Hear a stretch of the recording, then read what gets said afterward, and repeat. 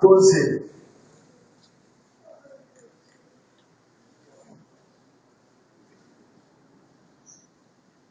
Entrou Jesus no templo e expulsou a todos os que aí vendiam e compravam, e derrubou as mesas dos cambistas e as cadeiras dos que vendiam pão. Disse-lhe: está escrito, a minha casa será chamada casa de oração, mas vós a tendes convertido em covil de ladrões. Vieram ter com ele no templo cegos e coxos, e ele os curou. Vendo então os principais sacerdotes e os escribas as maravilhas que fazia, e as crianças clamando no templo: Hosana ao filho de Davi, ficaram indignados e perguntaram-lhe: ouves o que estes dizem? Respondeu-lhe Jesus: sim, nunca leste?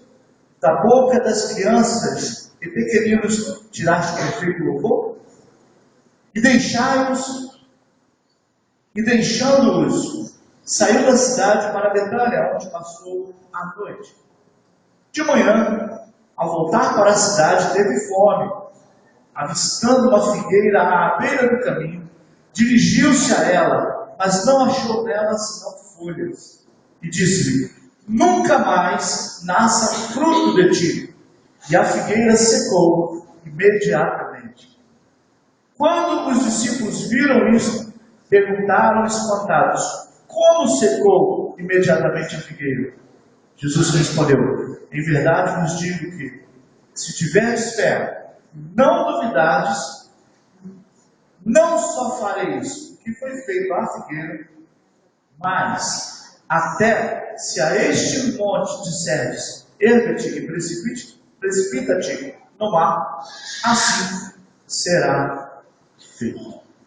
Oremos. Senhor, palavra que é a palavra de Deus, eu quero me submeter a ela, estar debaixo da tua orientação, debaixo da tua direção. Por favor, fala comigo, fala conosco. Traz a Deus um alento. Hoje é domingo, primeiro dia da semana, temos uma semana pela frente. Traz-nos algo, sempre tu trazes algo relevante, seja assim também hoje, para a nossa vida, para nós aplicarmos em nossa vida. Em nome de Jesus, eu te peço que seja assim. Amém e amém. Tome teu lugar, por favor.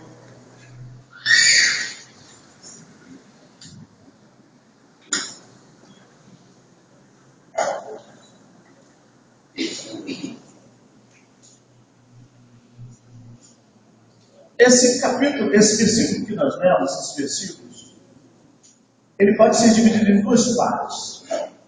Eu quero fazer isso para a gente entender melhor. Dividiu em dois segmentos, como se fossem duas cenas de um filme. Cena 1 e a cena 2. Mas antes disso, de fazer um pequeno lembrete que eu quero fazer e acabo esquecendo.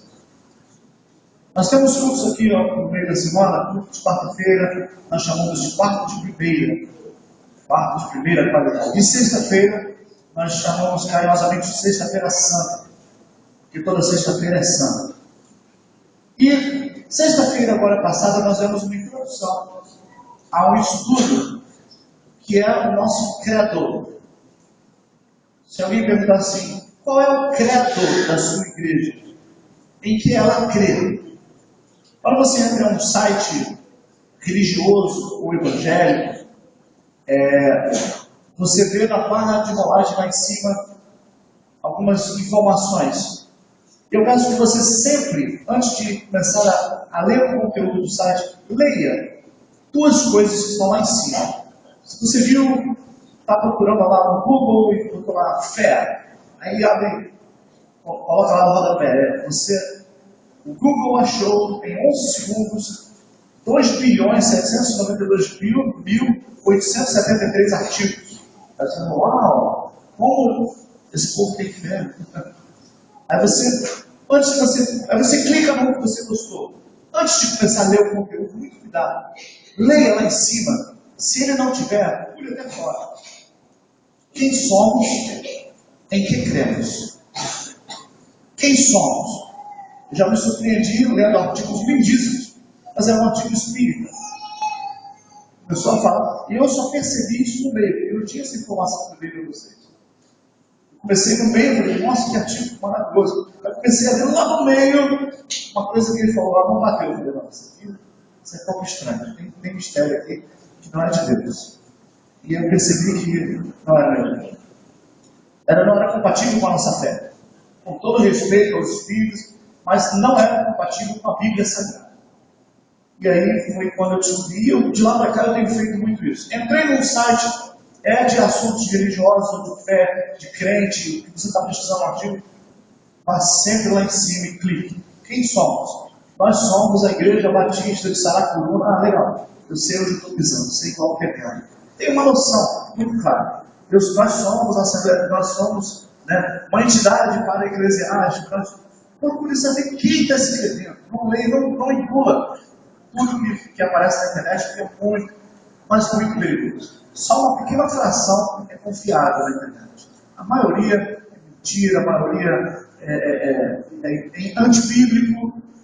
E o outro item em que cremos? Em que cremos é a declaração de fé. É o que nós chamamos de credo.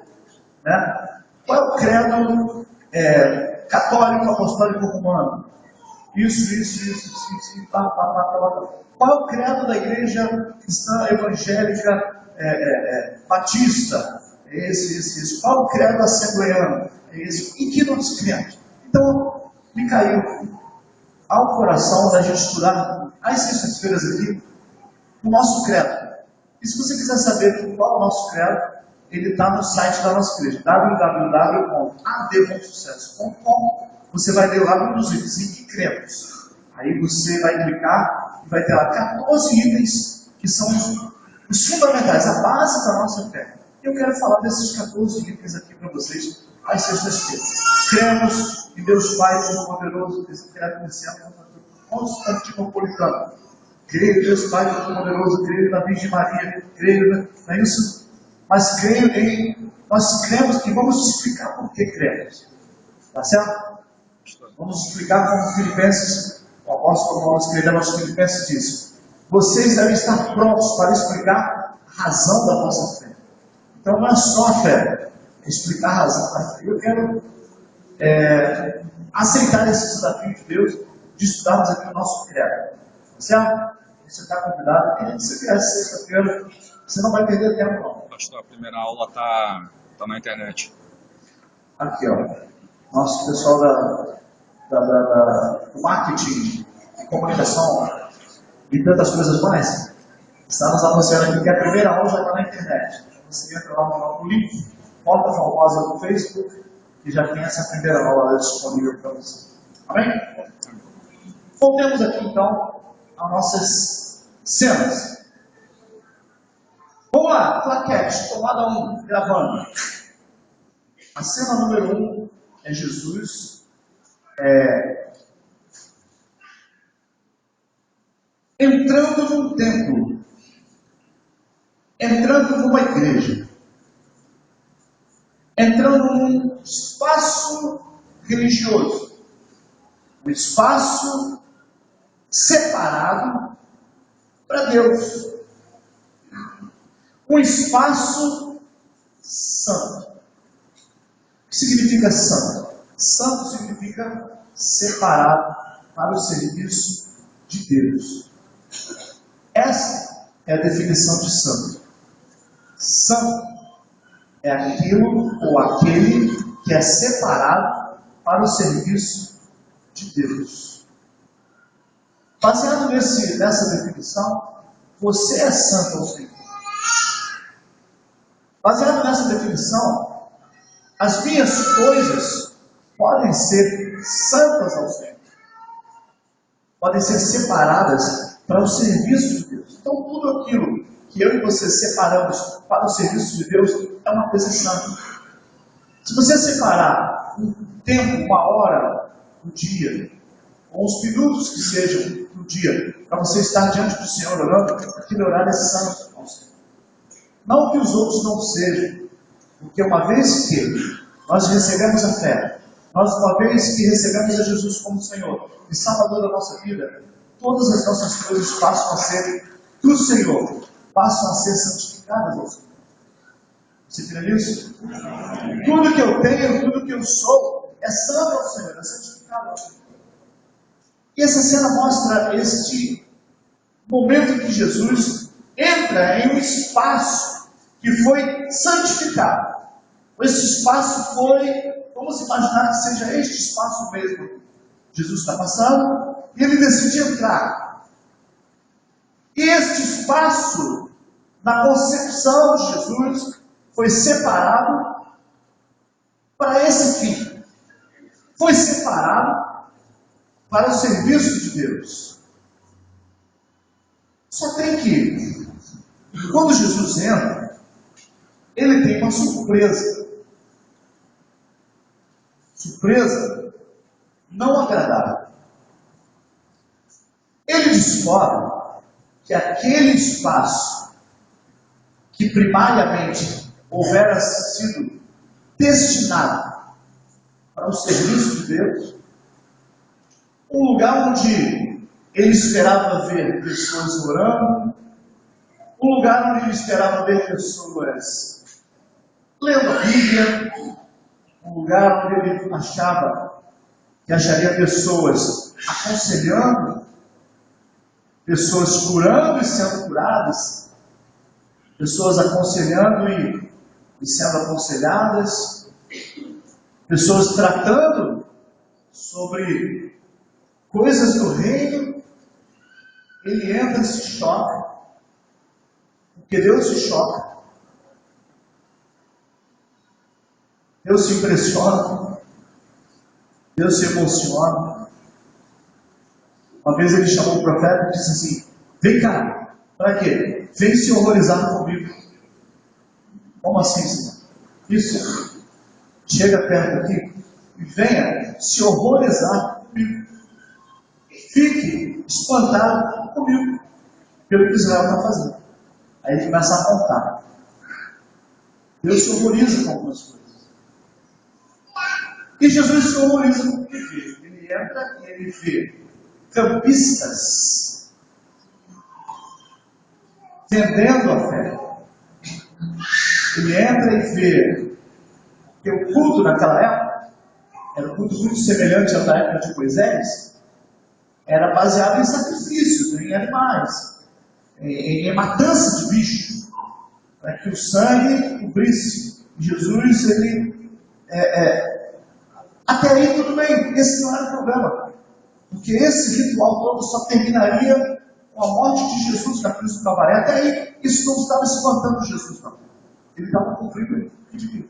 Só tem que, do lado de fora, os cambistas estavam negociando os animais para o sacrifício. Mais ou menos assim. Vamos lá, 2 cordeirinhos aqui. Olha, de manhã cedo era R$50, agora são 30, hein? R$30 na promoção. Um cordeiro para expiação dos pecados. Vamos lá, pessoal. Vamos lá, madame. Moça bonita não paga, mas também não leva.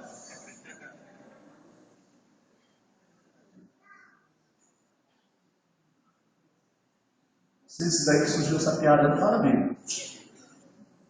Mas o que quero dizer é o seguinte: que comprar um bicho para ser morto, para pagar os pecados, ficou barato demais. E Deus tinha dito lá no Antigo Testamento, cara, você vai escolher um animal de um ano, puro, sem defeito, branco, que representava tipologicamente Jesus na cruz. Você vai pegar o animal, você vai trazer o animal. E quando era Páscoa, eles faziam até diferente, eles levavam para dentro da casa e ficavam 4 dias com ele dentro de casa, cuidando do bichinho que ia ser sacrificado. Agora não ficou fácil. Vamos lá! Vamos lá, você tem quanto? Ah, tem 20, tudo bem, olha, vou quebrar a galera, promoção, hein? Oh, esse pecado está barato, hein? Puxa vida. Quando Jesus entra e vê essa cena, é isso que horroriza Jesus. É isso que deixa ele assim, o que está acontecendo? A Bíblia diz que aqueles que não podiam, que não criavam animais, que não cordeiros necessitavam, eles podiam matar uma rolinha. Era a oferta do pobre. Não tem problema, Jesus aceitava também a oferta da rolinha. E se a pessoa fosse muito mais pobre ainda, não tivesse uma rolinha, ele aceitava um punhado de farinha, um éfa de flor de farinha. Como uma oferta de cereais, eu não tenho. Bom, mas eu ofereço isso. E Deus aceita. E Deus aceitava isso também. Só que começou a ficar barato demais. Perdão de pecados começou a ficar barato demais. E o que Jesus faz? Ele, tomado de um ímpeto de revolta, diz a Bíblia que ele, em nenhum momento na Bíblia, aquela cena que a gente vê nos filmes, é verdade, em nenhum momento. Ele nunca deu chicotada em ninguém. A Bíblia diz que ele virou a mesa dos cambistas, espantou os animais, não diz que ele maltratou os animais, diz que ele espantou os animais, virou a mesa dos cambistas, e contra as pessoas, ele não usou o chicote, ele usou a palavra. Jesus sempre usa a palavra com a gente. E ele disse aos homens: vocês transformam a casa do meu pai em covil de ladrões, de salteadores. A casa do meu pai será chamada casa de oração.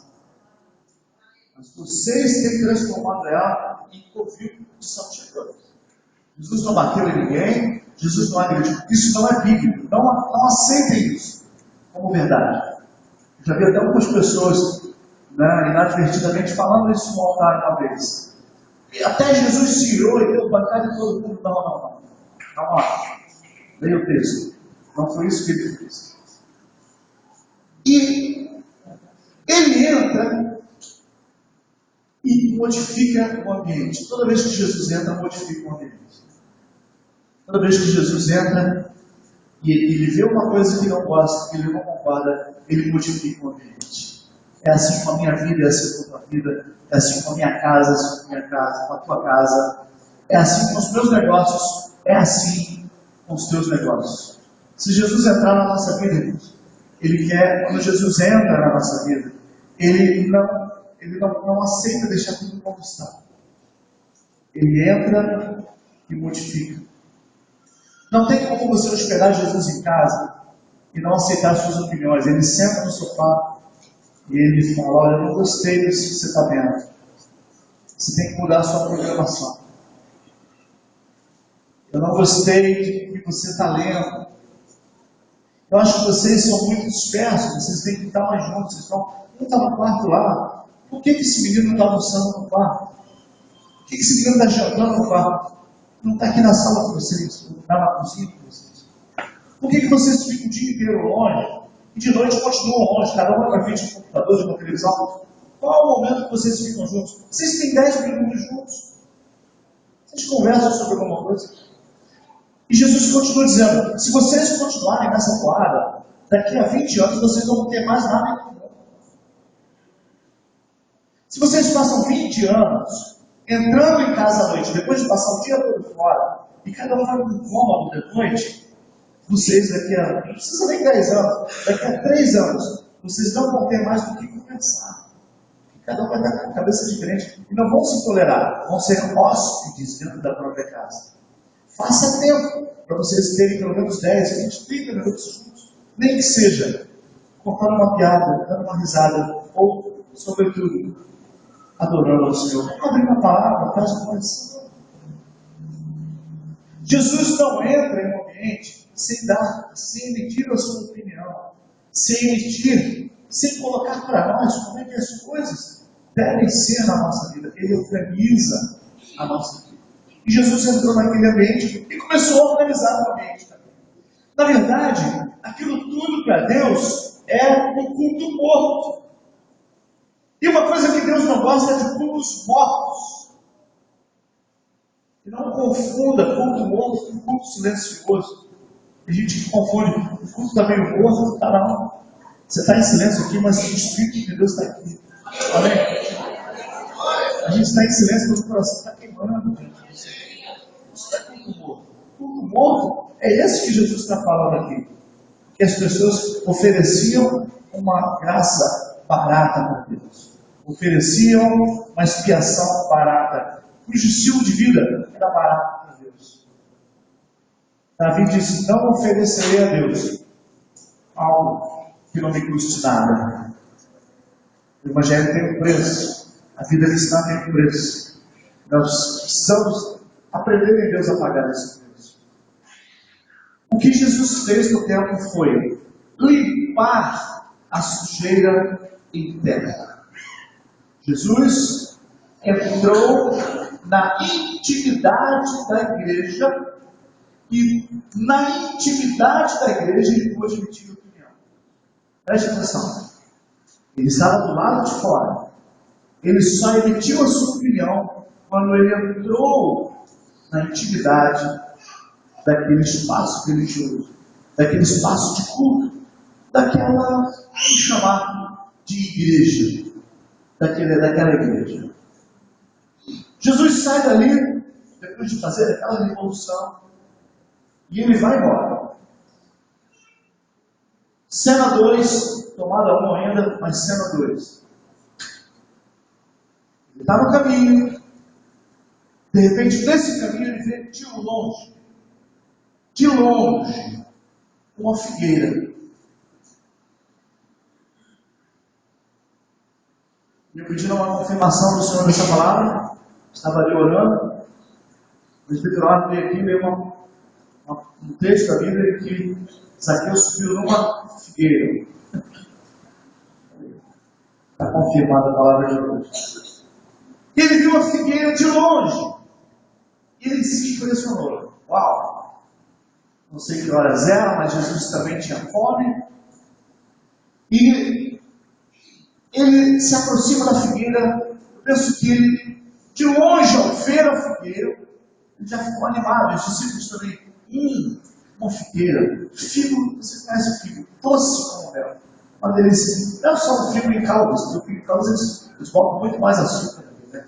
Mas ele em si já é docinho. É uma delícia. E Jesus se aproxima da figueira. E eu penso que já vai salivando. Quando a gente pensa no alimento, a gente começa a salivar, né? Estimula. É verdade?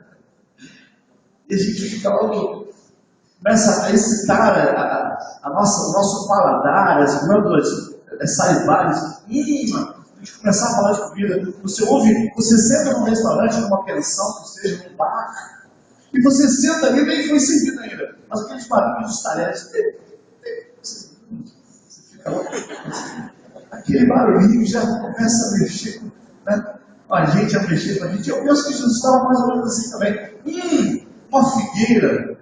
Puxa, ele já estava sentindo o gosto da figo na boca.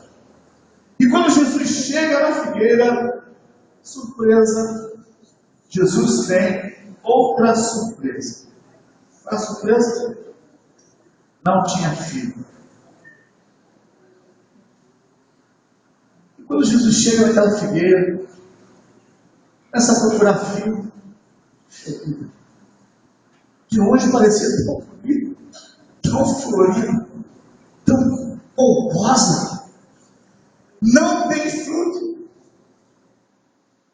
Aí Jesus faz uma coisa que só ele pode fazer.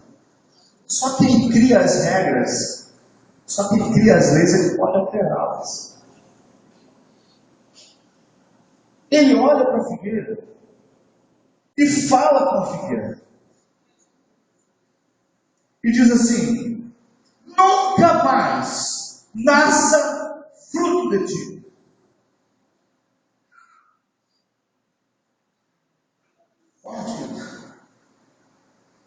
Só ficou parado assim, olhando para ele aquela cena.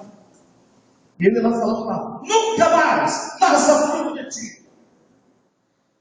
Eu penso que até alguém que estivesse perto dele deve ter pensado assim: Jesus não está batendo muito bem hoje. Jesus vai lá no templo, cria aquela confusão que a gente viu agora, vira a mesa dos sofistas, faz aquele auê dentro do templo, sai do templo e agora está falando com a árvore. Jesus não está bem, pessoal. A devia se preocupar mais com o mestre, a gente devia fazer alguma coisa, não sei, o mestre não está bem. Mas Jesus sabia exatamente o que estava fazendo. A figueira da Bíblia Sagrada, a figueira, vamos supor que essa seja a nossa figueira, ela representa tipologicamente Israel. Tem 4 árvores da Bíblia que simbolizam Israel: a figueira, a romeira, a videira e uma outra agora que não me lembro. São 4 árvores que significam isso, que apontam para Israel, dependendo do contexto que você está lendo. Então, quando Jesus, tanto na cena 1 quanto na cena 2, as 2 cenas são uma só. As 2 cenas falam da mesma pessoa. As 2 cenas falam do mesmo contexto. Só que Jesus, a Bíblia divide isso em 2 cenas. A primeira cena, ele viu a sujeira e a bagunça, a desorganização, a falta de fé, a falta de espiritualidade que estava dentro de Israel. E na cena 2, ele vê a pomposidade que estava por fora de Israel, mas que não tinha fruto nenhum. É o mesmo Israel, visto de dentro e visto de fora. 2 cenas, uma parábola, um ensinamento para mim e para você. O apóstolo Paulo escreveu nos Romanos, ele fala assim: nós, abre parênteses, igreja do Senhor. Isso fala de você, isso fala de mim. Nós somos o Israel de Deus. O Israel de Deus não significa que nós somos judeus. Nós somos como se fosse Israel para Deus. A igreja de Cristo no Novo Testamento é o Israel de Deus. Ou seja, Deus tinha um pacto, uma aliança e um concerto com Israel. Deus tem um pacto, uma aliança e um concerto com a sua igreja, estabelecido nas bases da cruz. Quando Jesus da Páscoa disse: este é o sangue da nova aliança que eu faço com vocês. O meu pacto agora é com vocês, a igreja de Jesus. E nós vamos caminhar dentro dessa perspectiva. É a igreja de Cristo. E com Israel tratará o Senhor. Então, as lições que Jesus traz para Israel, elas servem para nós também.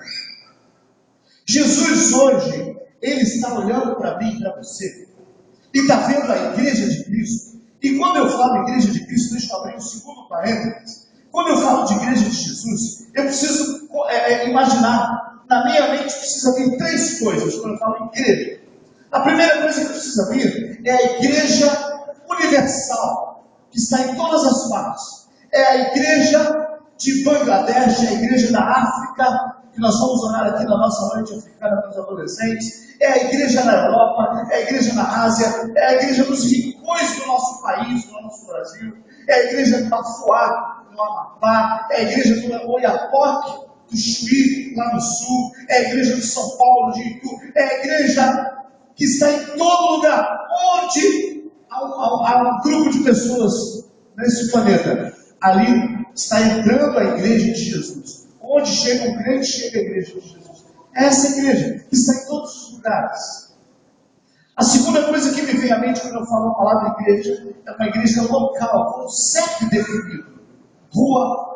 Estrada Ademar Periano, número 1400 em Del Castilho. Pronto, estamos aqui. Essa igreja local, esse corpo, esse colegiado de pastores e presbíteros, de membros, de professores, este local. É a segunda imagem. E a terceira imagem que precisa vir à minha mente quando eu falo a palavra igreja, é a igreja eu.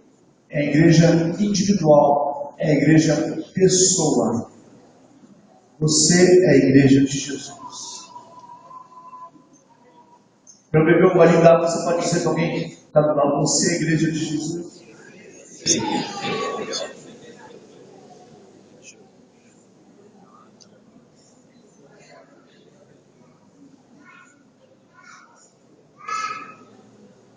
Então imagine comigo aqui agora. Jesus está passando em revista própria essa noite. Amém? Amém. Jesus está passando em revista sua própria essa noite. E ele contemplará duas coisas. Vai começar não olhando a sua pomposidade e a minha pomposidade. Ele não vai começar olhando como você está bonito, cheiroso. Ele vai começar lá dentro. Ele vai começar vasculhando como é que está o teu coração. Até porque, dependendo de como estiver o teu coração, não vai ter fruto do lado de fora mesmo. Até porque não tinha como a árvore ter fruto se dentro estavam vendendo a fé. Não tem como uma árvore funcionar para o que ela precisa funcionar. Não tem como uma árvore servir de alimento se o seu interior está apodrecido. Se os sistemas que nutrem essa árvore não estiverem funcionando, se não estiver fazendo fotossíntese, produzindo essa fruta, produzindo esse fruto, não tem como fazer isso. Precisa estar com o interior limpo, não negociando coisas inegociáveis. Precisa ser casa de oração. Só dá fruto do lado de fora quem é a casa de oração do lado de dentro. Só dá fruto do lado de fora quem é casa de oração do lado de dentro. Só vai dar fruto, vai alimentar pessoas e vai atingir o objetivo para que foi criado. Aquele que é casa de oração. Se Jesus entrasse naquele salão, naquele templo, encontrasse o povo prostrado em adoração, encontrasse o povo preocupado com o seu próximo, preocupado com a comunhão, preocupado com a compaixão, preocupado com o seu próximo que não veio ao culto. Poxa, por que ele não veio? Vou dar uma passadinha na casa dele e saber se ele está precisando de alguma coisa. Se ele encontrasse pessoas cuidando de enfermos, se ele encontrasse pessoas que se sensibilizavam ao sofrimento do outro, se ele encontrasse pessoas orando uns pelos outros, se ele encontrasse pessoas preocupadas em repartir o pão, se ele encontrasse pessoas repartindo este pão, eu penso que o versículo 21 ia mudar o cenário. Jesus ia falar: a casa do meu pai, realmente ela está cumprindo o que deve ser, casa de oração. Eu penso, não está na Bíblia, que quando ele pegasse a estrada, cada passo que ele desse, ia brotar uma frutinha lá naquela figueira. Ia começar a ter fruto. Por quê? Porque Jesus está vindo aí. Eu quero preparar uma refeição para Jesus. A figueira ia estar cheia, abarrotada de frutos. E quando Jesus chegasse, falaria: eita, figueira boa e fiel, está cumprindo o seu propósito. Escute, um templo que não ora e uma árvore que não dá fruto, todas duas deixaram de cumprir o seu papel. Todos nós temos um papel. Deixa eu mudar a palavra papel. Papel é muito fraco. Todos nós temos um propósito. Porque papel pode ser dissimulado. Papel pode ser ensaiado. Mas nós temos um propósito aqui na terra, como igreja. Quando estivermos aqui dentro, é orar. É casa de oração. Não é casa de barganha. Não é casa de conflitos. Não é casa de manhas. É casa de oração. Lá fora é árvore frutífera. Bem-aventurado. Bem-aventurado. Feliz é o homem. Homem aqui, espécie humana. Homem e mulher. Bem-aventurado é o homem que não anda segundo o conselho dos ímpios, Não se detém no caminho dos pecadores e nem se assenta à roda dos esclarecedores. Antes, esse antes significa de outra forma, tem o seu prazer na lei do Senhor. E na sua lei medita de dia e de noite. De dia e de noite. Ele não está lendo de dia e de noite. Mas quando ele não está lendo, ele está meditando. Quando ele não está meditando, ele está lendo. Amém? Você já sonhou com a Bíblia? Já sonhou com a Bíblia? Você sabe quando você começa a dominar um idioma? Quando você começa a sonhar naquele idioma. Você está tão envolvido com ele que você começa. Qual de vocês já sonhou em inglês? Josh daqui a pouco está sonhando em latim, né, Josh? Ninguém dá cuidado de ler latim. Vai ser menino. Continua, Josh. Antes tem o seu prazer na lei do Senhor. E na sua lei medita de dia e de noite. Sabe qual a consequência? Pois será como uma árvore plantada junto a ribeiros de águas, que dá o seu fruto na estação própria, cujas folhas não caem, e tudo quanto fizer prosperar. Glória a Deus. Aquele que tem oração na vida, aquele que é igreja, e igreja é casa de oração, ele vai ser também como uma. Está lá em, se eu não estiver enganado, em Jeremias, ou Ezequiel, está na Bíblia, que diz que ao redor, me ajudem, pode corrigir, um rio saía do trono de Deus.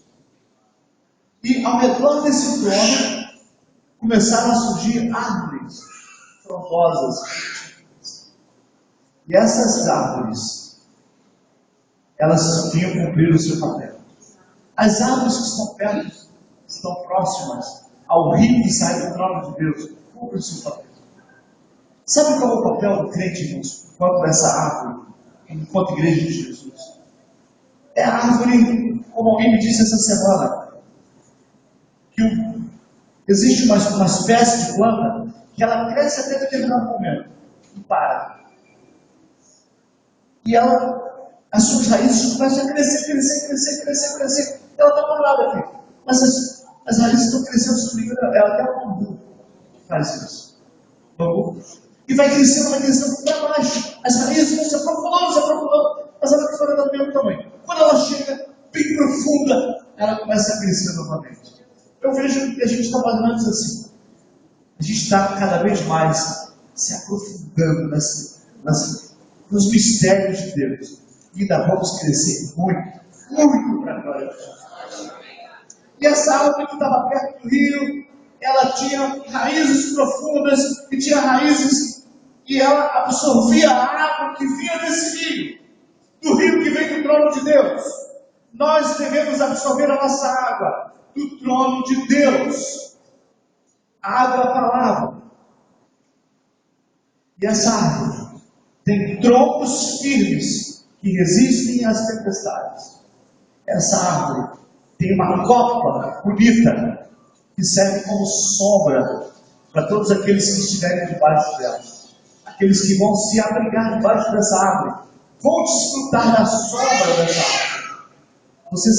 Você é uma árvore frondosa, amém? Você é uma árvore que tem interesse. E essa árvore tem mais. Essa árvore tem frutos que alimentam, que matam a fome.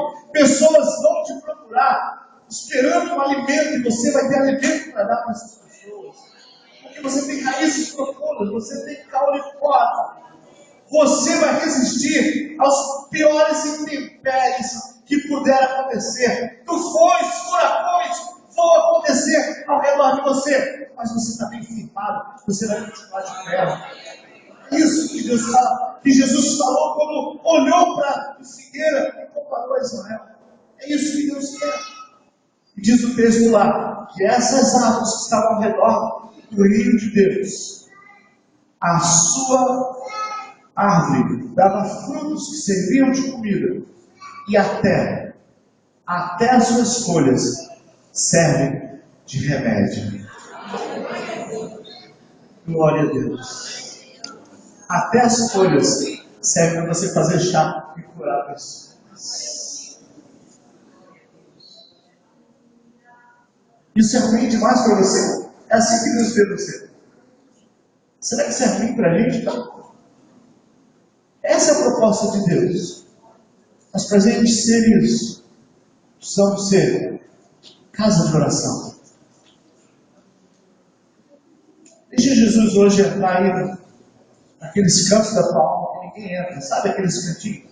Só você tem acesso? Só você tem a senha? Queria te falar uma coisa. Você pensa que só você tem a senha? Jesus tem essa senha. Aleluia. Jesus conhece a tua senha. Ele quer entrar. Quem sabe? Quem sabe? Tem coisas ainda aí que essas coisas estão impedindo de você frutificar. Jesus está aqui hoje para falar para nós. Falou meu coração nessa palavra. Ele está aqui hoje. E quando ele entrar, não se espanta não. Pode ser que ele faça algum barulho. Pode ser que ele vire algumas mesas. Pode ser que ele vire algumas mesas de negociação. Você não vai negociar mais com isso. Você aqui não tem mais negócio. Pode ser que Jesus espante algumas coisas. Alguns bichos que estão dentro de nós. Alguns conceitos. Algumas crenças. Alguns valores. Jesus vai sentar na sala de estar da tua casa. E vai começar a dar as ordens. E assim, aliás, só assim, a gente vai começar a frutificar com o Senhor. A gente vai poder ser casa de oração. E sempre que Jesus vier a nós, a gente vai ter uma fruta para oferecer. Eu tenho que oferecer para você. Amém, amados? E essa noite fosse uma noite de wash out. O que é wash out? Wash out é aquela lavagem de alma. Aquela, sabe, quando você bota o carro para lavar, como o meu carro botei essa semana, descobri que o meu carro também funciona ali. Fiquei meio preocupado, será que ele vai funcionar ainda? Mas ele está funcionando. E, meu Deus, o rapaz teve bastante trabalho. Mas ele teve, sabe, aquele wash out. Jogou muita água, muita água. Deixa Jesus jogar muita água. O sangue dele carnezinho. Eu queria que essa noite fosse essa noite de wash out. Você chegar e falar assim: Deus, está aqui a minha alma. Eu quero rasgar minha alma dentro de você. Eu quero abrir aqueles cantinhos que só eu tenho acessado. Eu queria que o Senhor acessasse hoje. E eu queria que nós fizéssemos uma oração como o salmista Davi fez. Senhor, tu me sondas. Só tu me sondas. Só tu entras em lugares que ninguém entra na minha alma. Tu me sondas e tu me conheces. Por quê? Porque tu conheces por dentro. As pessoas só estão vendo de fora. Elas falam, não, tu está vendo por dentro. Tu está vendo lá dentro. Aquilo que ninguém sabe, que ninguém vê, que eu não digo para ninguém. Tu vês, Senhor. Dentro da alma. Tu me sondas e me conheces. E ele faz uma oração. Eu peço que a gente faça hoje. Vê se há em mim algum caminho mau. Tem caminhos que são maus, que a gente não está percebendo. Mas Ele está percebendo. Vê se há em mim algum caminho mau. E guia-me pelo caminho eterno. São dois caminhos, o caminho mau e o caminho eterno. Vê se há em mim algum caminho mau. E guia-me pelo caminho eterno. Você está disposto a fazer esse wash out hoje? Essa limpeza de alma, de mente? Não estou falando para não crente, não, estou falando para crente. Estou falando para pastores, estou falando para presbíteros, estou falando para obreiros, estou falando para crente em Jesus. Estou falando para crente. E estou falando para não crente também. Você quer fazer essa lavagem na sua alma? Fique de pé em nome de Jesus. Quer fazer aquela faxina na alma hoje? Jesus, pode entrar, pode virar as mesas, pode virar tudo. de cabeça para cima, para baixo. Tu podes hoje, Senhor, hoje, fazer isso. Aleluia. Aleluia. Alguns de vocês vão se dar por satisfeitos em fazer aí. Mas quem sabe tem alguém que gostaria de vir aqui à frente fazer aqui no altar do Senhor. Fala, Senhor, eu quero me derramar no teu altar, na tua presença. Pode vir aqui à frente, nós vamos orar juntos. Vamos colocar, derramar a nossa alma diante do altar. Fala, Senhor, está aqui na minha vida. Eu sou esse cara aqui, Senhor. Eu sou esse. Lava aqui, lava a minha alma. Vê se há em mim algum caminho mal. Vê se há em mim algum caminho mal ainda. Dá uma olhada, Senhor. Sonda meu coração.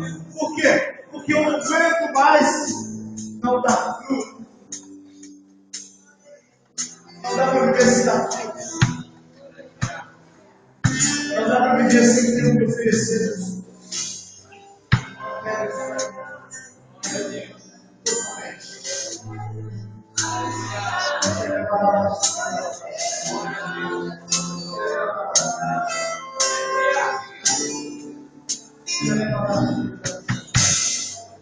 Começa lá. Abre o coração, mas esquece que está do lado.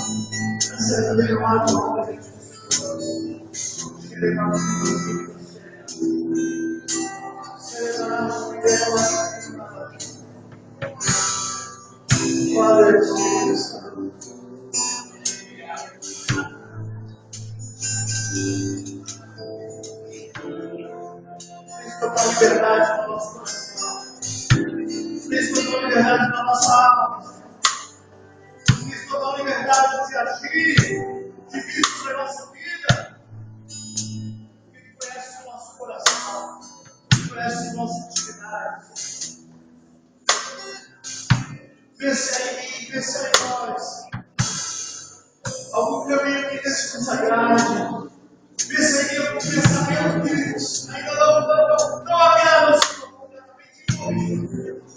Estamos derramando a nossa alma. Estamos em família, Senhor.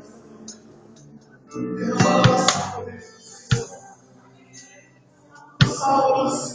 Salva-nos, Senhor, de viver a nossa própria vida. Tira, Deus, a nossa alma de viver a nossa própria vida. A nossa vida seja uma vida de oração. A nossa casa seja casa de oração.